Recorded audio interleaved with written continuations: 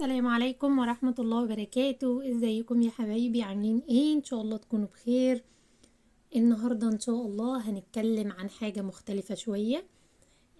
حاجة تقريبا عكس اللي معظمنا اتربى عليها. معظمنا في بيت بابانا وفي بيوتنا اتربينا على ان ما ينفعش نقول لا. عيب انك تقولي على حاجة لا. عيب ان احنا لما حد يطلب مننا حاجة ونقول له لا، انا مش يعني تكون الحاجة مش مناسبة معايا. فتربينا ان عيب، ما ينفعش تقول للي اكبر منك لا. ما ينفعش تقول طالما اتطلب منك حاجة، ما ينفعش تقول لا حتى وان كانت آه، مش مناسبة معاكي، او الحاجة دي مش مريحة ليكي نفسيا وهتكوني تعبانة منها. لكن انا جاية النهاردة اقولك عكس اللي احنا اتربينا عليه معظمنا، واقول اني محتاجين نقول لأ للحاجة اللي مش هنكون مرتاحين واحنا بنعملها. محتاجين نقول لأ للحاجة اللي هتكون تخليكي مضغوطة نفسيا وتكوني متضايقة ومش مرتاحة. مش معنى كده ان احنا هنقول على كل حاجة في حياتنا لأ، ولكن في حاجات اوقات كتير قوي وكلنا عارفين لما بنعملها فعلا فعلا بنكون مضغوطين نفسيا، بتكوني مش مرتاحة، وبعد ما تعملي الحاجة دي تقولي يا ريتني قلت لأ، يا ريتني ما عملتها. طب وانا ليه من الاول؟ انا بقولك من الاول قولي على الحاجة اللي انت مش مرتاحة فيها لأ. قولي انا مش قادرة، قولي انا مش عايزة اعمل الحاجة دي، قولي الوقت مش مناسب، قولي لا مش قادرة اعملها. يعني حاولي تشخصي كلمة لا في الوقت الصح بتاعها، وساعتها فعلا فعلا هتحسي ان انتي قد ايه كانت طاقتك بتخلص في حاجات متعبة، في حاجات انتي كنت تقدري تقولي عليها لا وتختاري راحتك النفسية وراحة بالك، ورغم كده ما كنتش بتعملي كده. يعني اوقات في ابسط الحاجات ان انتي مثلا تقولي لحد اتصل عليكي وهيزورك، تقولي ان الوقت مش مناسب للزيارة ده، لو سمحت الوقت مش مناسب بلاش تزوريني دلوقتي. فيمكن بعض يشوفها ان هي قلة ذوق او ان هو ما ينفعش، ولكن لا، ليه يا جماعة ما ينفعش؟ ليه ما ينفعش ان انا اشوف الوقت اللي مناسبني، وان انا اكون جاهزة وبيتي جاهز واسرتي جاهزة ان انا استقبلك في الوقت ده؟ علشان كده انا هقولك لا، انا مش هقدر ان انا استقبلك في الوقت ده. وبرضو بخاطبك ان لو الموقف ده حصل معاكي ما تزعليش، يعني لازم تكوني مقدرة موقف الطرف التاني ان هو فعلا ممكن يكون مش مستعد في الوقت ده. محتاجين كمان نقول لأ حتى للمكالمة.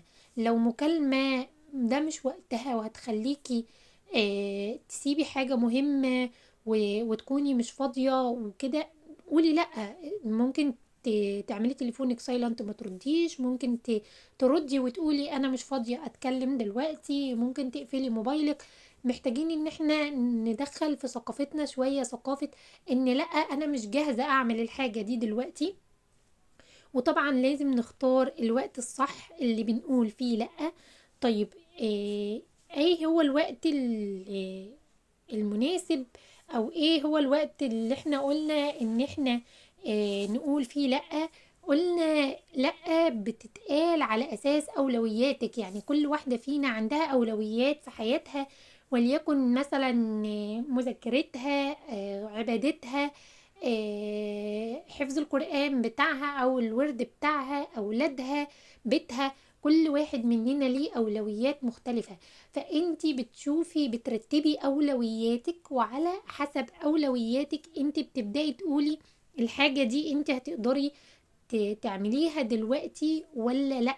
يعني هفترض ان في خروجة مع حد من اصحابك وانتي محتاجة ان انتي تخرجي، او في مقابلة عائلية او اي حاجة، وانتي عندك حاجة من الاولويات بتاعتك اللي هي عليكي اصلا، ولكن انتي مش عاملاها. تمام.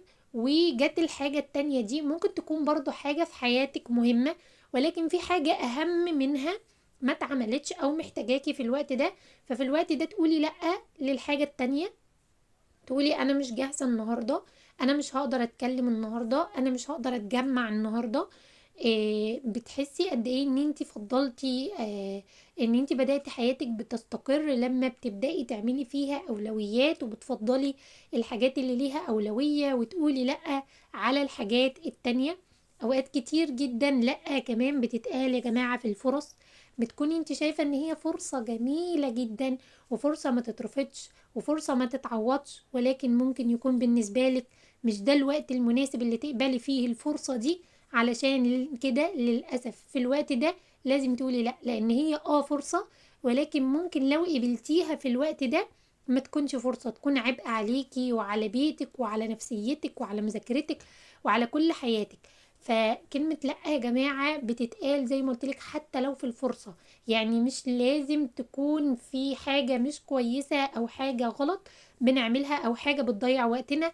اوقات كتير الواحد بيجيله فرص وبتكون فرصة كويسة جدا، ولكن مش مناسبة ليه في الوقت ده. فعلشان كده بيقول لأ انا مش جاهز، او لأ انا مش مناسب ليا ان انا اخد الفرصة دي في الوقت ده.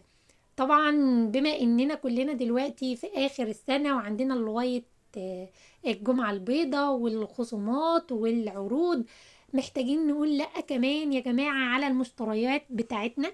محتاجين نقول لأ لو في حاجة بيتك مش محتاجها او انت مش محتاجاها، قولي لأ. مش معنى ان هي عليها عرض مغري وعرض ما يتفوتش وعرض ما تقدريش تقاوميه ان انت تشتري اي حاجة انت محتاجاها او مش محتاجاها. محتاجين نقول لأ في النقطة دي بجد، لأن هي مهمة جدا جدا.